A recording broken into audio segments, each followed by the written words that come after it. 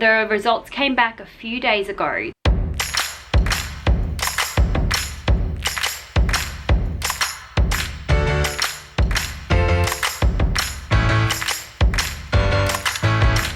Welcome or welcome back to my channel. This is my 32-week bump date. I cannot believe I am 32 weeks pregnant. I say that every week. This week, baby is the size of a honeydew. So between 43 and 47 centimeters in length and between 1,900 and 2,600 grams. She's getting big, guys.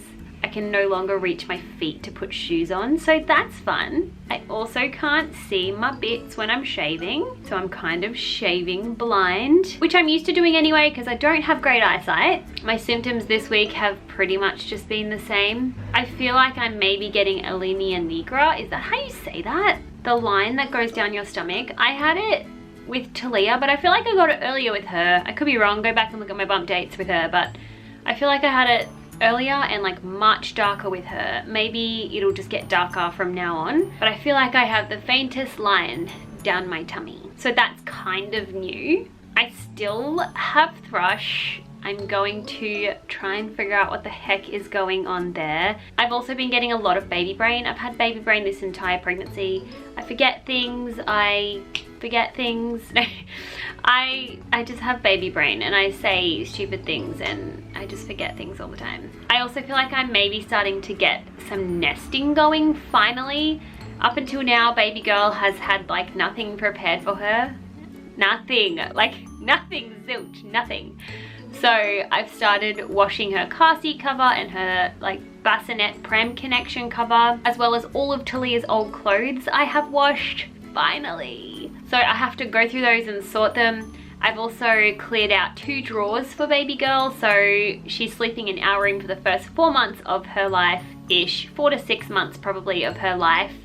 I've cleared out 2 drawers in our bedroom for her so I can put her clothes in there. I've started Pinteresting like nursery organization ideas. Even though she doesn't have her own nursery, I'll figure something else out. We have set up our registry, which I don't know if I've talked about a whole lot, but I have an online registry through Baby Bunting. I'll link it down below for you guys if you want to go check it out and have a little schmooze through. Is that a word, schmooze? What word am I trying to think of? I don't know, let's just use schmooze. Schmooze? I made up a new word. Through my registry to see what I've put on there. There's not a whole lot there because we have had kids before, so we have the majority of the things we need.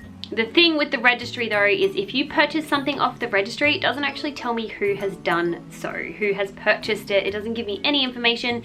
So if you do purchase something off the registry for baby girl, absolutely don't have to. Please keep that in mind. But if you feel like you want to, please don't forget to send me a letter to my PO box to let me know a little bit about yourself and your story and what you've purchased, so that when I do a gift registry / PO box haul / baby girl haul, I can give you a shout out or just thank you on my channel. Yeah, that's the only thing I don't like about the Baby Bunting registry, is that it just doesn't tell you who buys you the things, which I think is really dumb. But whatever, moving on. I've started nesting. I've started putting baby girl's clothes away into the drawer.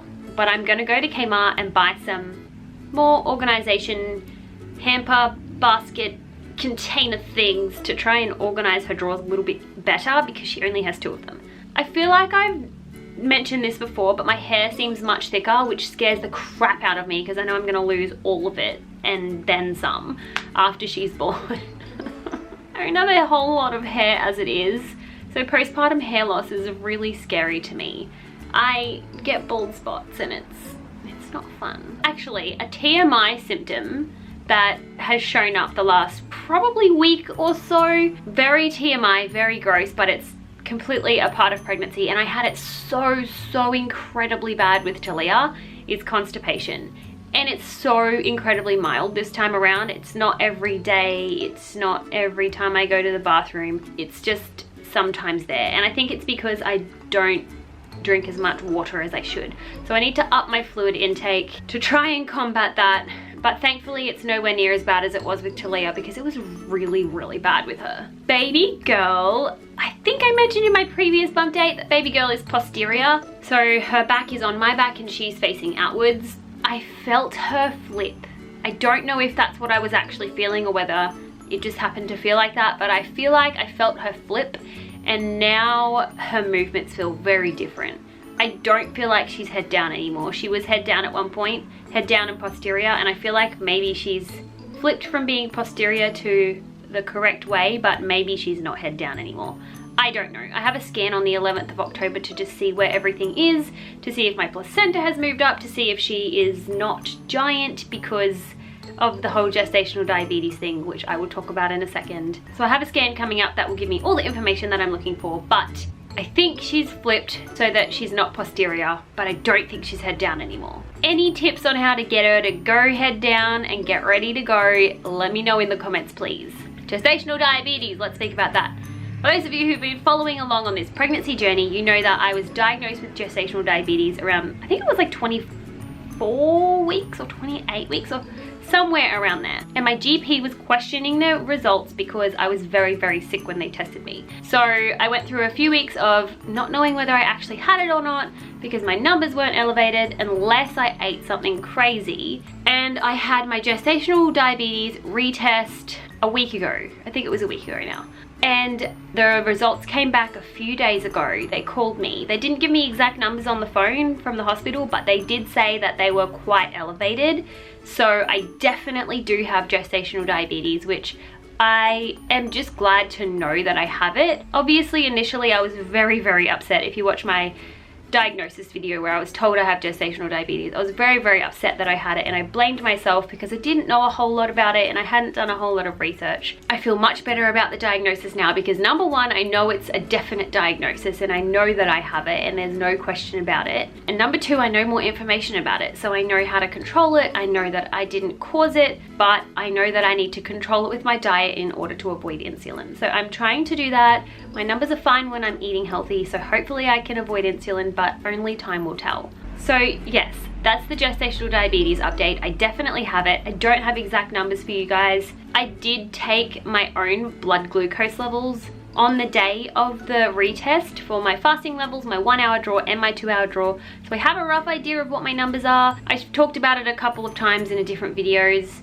but they were high. My fasting levels were fine, but my 1 hour and my 2 hour draw were quite high. So I definitely have it without a doubt, and I'm just glad to know now. I think that is it for my symptoms and for what's going on this week, other than the fact that my belly's growing. I feel like I am losing weight elsewhere because I'm eating much healthier than I was before I got diagnosed with gestational diabetes. I wasn't eating great before, but now that I'm eating really well, I feel like I'm losing weight. Obviously not on my belly because baby's getting bigger. And some weeks I do feel like she's getting smaller. Well, not she is getting smaller, but my belly's getting smaller because I'm eating well, but this week I feel huge, so I don't even know if that's a thing. But I feel like my arms and my legs and just like, I'm not as chubby as I was before. I know I wasn't chubby, but I wasn't concerned about weight gain at all before, but now I feel like I'm losing weight and I feel really frail. And I feel like I'm struggling to be pregnant at this point. Okay, I'm gonna go ahead and show you my 32-week bump.